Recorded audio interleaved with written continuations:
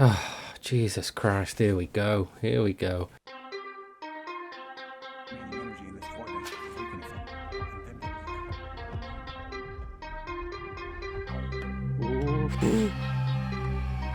I'm struggling to find words to describe this mod. I am absolutely stunned by it. It is an immense work of art, and I can't believe it's free. If this was behind a Patreon paywall, I would definitely be spending money on it. Grease Scotsman is probably the biggest boner, which is what Boneworks fans call themselves, and his mod is pretty much DLC for Boneworks. If you finished Boneworks, you need to play this. It's unofficial, of course, but it adds to Boneworks' like complicated lore, specifically the melon bellies in the game. Fair warning, if you are going to play this, there is spoilers for the map ahead. I'll be going through chronologically so you can, stop when you think you've seen enough. This game has such a grand scope. There is elements of the map that just made me stop to like take it in. Whoa. Jesus wept. Oh my god, Grease Scotsman. Hats off to you, man. It also improves on my favourite aspect of Boneworks, which is the platforming. In the first map, the slow motion ability is taken away from you. You end up flying through big, like, slow motion bubbles to help you platform, which I think is really amazing, because in vanilla Boneworks, you often resort to just slowing down time to make difficult jumps. But in this, an element of like reaction time and real danger feels present whenever you make a jump. Do I run and jump? Shit. Oh my god. The lack of ammo also makes for some tense moments, and I love that Grease Scotsman included some patrolling guards, even if I can only find one. Oh my god, they patrol! Including stealth was a great way to have some more tension, as it can be my favourite type of stealth, like in Hitman or Metal Gear Solid 5, by which I mean if you mess up the stealth, you can just improvise your way out of it.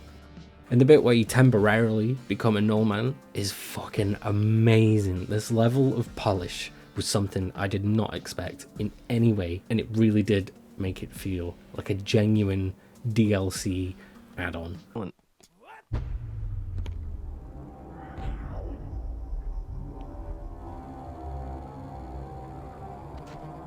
the fuck?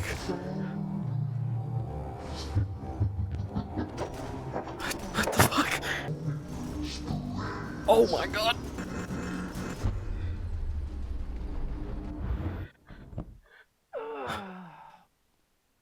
What just happened? Although I must say, I didn't like the latter part of this map. In this segment, there's like a completely new enemy, one that can't be killed and is based around stealth. Not to say that this is bad, but it does sit very closely to my least favourite kind of stealth, which is insta-fail stealth, like in Assassin's Creed Follow missions. So when you get there, you have some exposition from the Greased Ball Man, and some cameras to flick through. Here is where the mod lost me a little bit.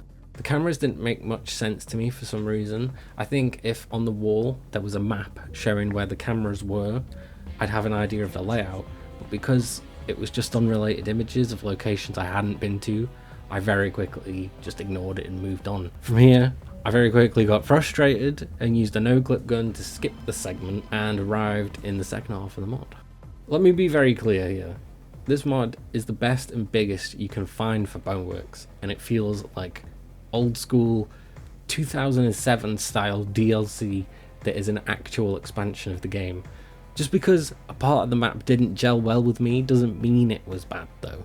Grease Scotsman should be applauded for this insane map he's made. And to be transparent, I did play this at like 10:30 PM and ended up playing the whole DLC, both maps, even though I needed to be up for work in the morning. So I did become a little bit impatient with some areas, which is my bad, and I will definitely be trying this map again. The second map you load into is where Grease Scotsman's mod really shines. He's added more Doom and old school shooter-esque elements, with tons of enemies, and like a reliance on quick reaction times becomes a must. Ammo's given out a bit more frequently, and the yellow null men shoot the weird null ball thingies at you way more frequently.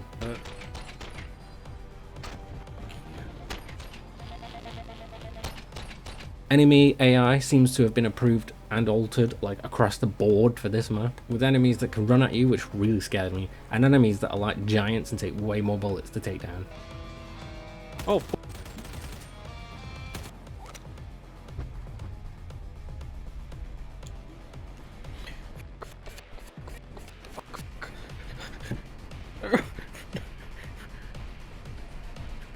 What an idiot.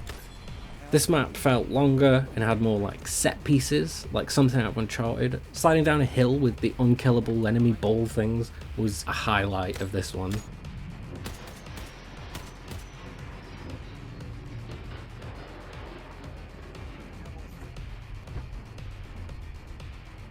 I did run into a slight issue here in another set piece where a conveyor belt takes you straight into the middle of a load of enemies, which is always great, love that bit.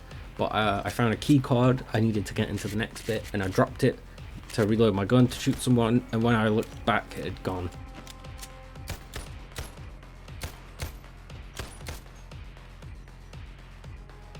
I tried killing myself here to see if it would reset, and I was like groping aimlessly at the floor to see if it had fallen slightly under the floor texture, but it had despawned, I think, and I was forced to no-click through the door. But this was a minor setback to an otherwise perfect map.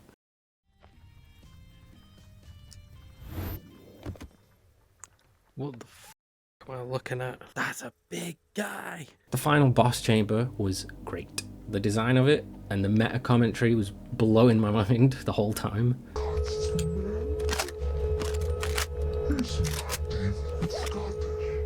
This section of the game was where I ran into the most problems, but also where I was challenged the most in the best ways. So let me break down my journey through this final room to show you the good and the iffy bits. Start off with, when I was dropped out of the force field box, the window texture underneath the ammo box I landed on didn't really have a texture, so I thought I would fall if I stepped out of the ammo box. Glass. From here though, I had a great time figuring out what I was doing till I hit a slight roadblock. At this point, it was like nearly midnight and my feet were hurting. I was running out of patience for tasks that were like too long or too finicky. And I assumed that I had to get all these boxes up to this building and then stack them to reach the button. But because I was tired, I used a no-clip gun to get up there. And my reason behind that was I'd solved the puzzle in my head, but I didn't want to waste 20 minutes, you know, messing with physics objects.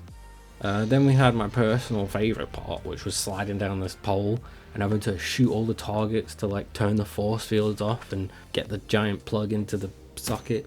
10 out of 10, amazing.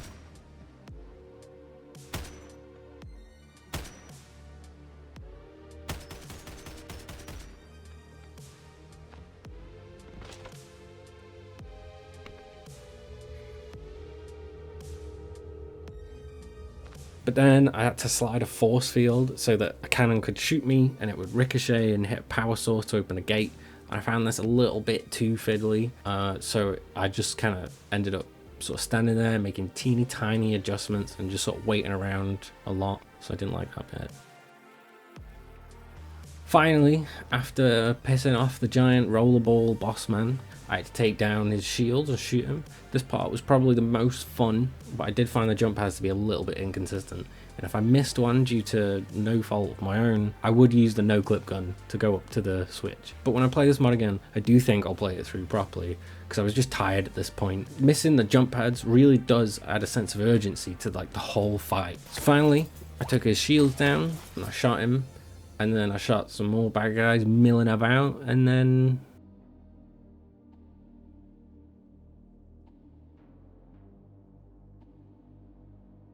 I wasn't sure if I'd sequence broke this part by no clipping about, but I was kind of stuck. I assumed I'd beaten the map and just sort of had to exit at this point.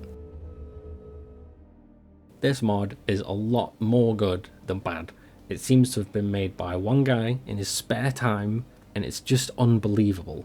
There was only one real bug, which was me losing the key card, but other than that, all the negatives I've mentioned are just me being tired and playing when I should be in bed. If you have Boneworks, you need to download this mod. It's so worth it. It ups the action, the parkour, the climbing, the shooting. There's custom map interactions, new guns, new enemies, and it forwards the story of the Melon guys. This is a work of passion that's had so much just time and work and effort put into it all by one guy, and it deserves to be seen and to be played. Okay, that's it for this video. I hope you liked it. Subscribe if you want. I won't just be doing Boneworks mods, I'll be doing other games. Mainly VR, because I do like VR quite a bit. Yeah, so bye.